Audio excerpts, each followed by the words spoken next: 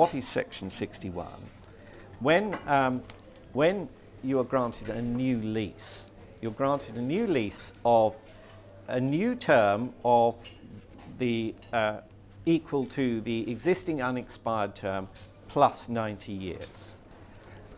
There is a mandatory right of the landlord under that lease to claim possession at the end of the term date of the existing term.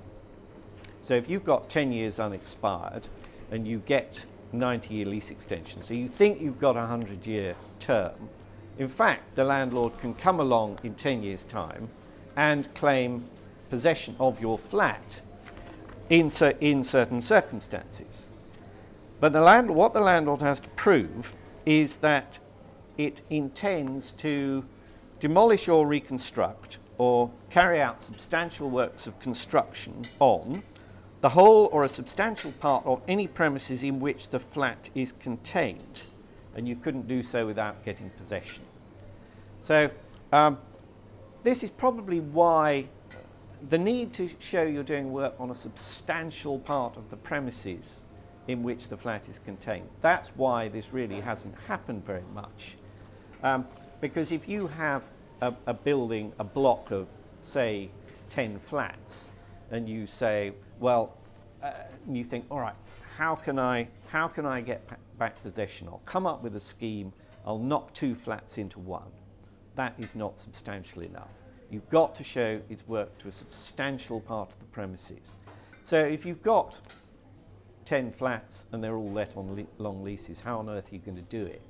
So it can work if you've got a case where you've got, say, and this does happen, 6 flats, 3 controlled by one person, 3 controlled by somebody else. You want to well, who owns the freehold, and if you want to get possession of the others, well, if you control the other 3 flats, you can put that sort of scheme together. But it is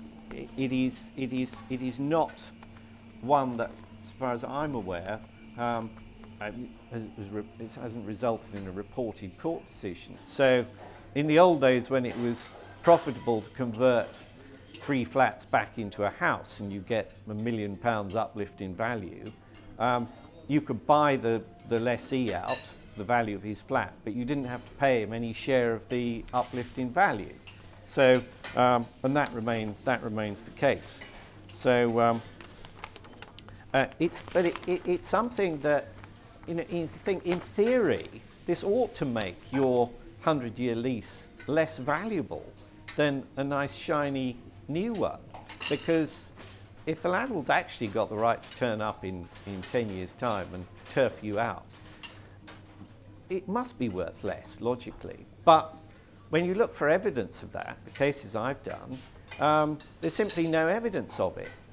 And I think it partly comes back to lack of buyer awareness and lack of warnings from conveyancing solicitors, because people just happily, gaily buy all these leases and think they're there for 100 years and they've got no right to be disturbed. So who knows? It's there. It's a potential opportunity for landlords, but at the moment rarely used.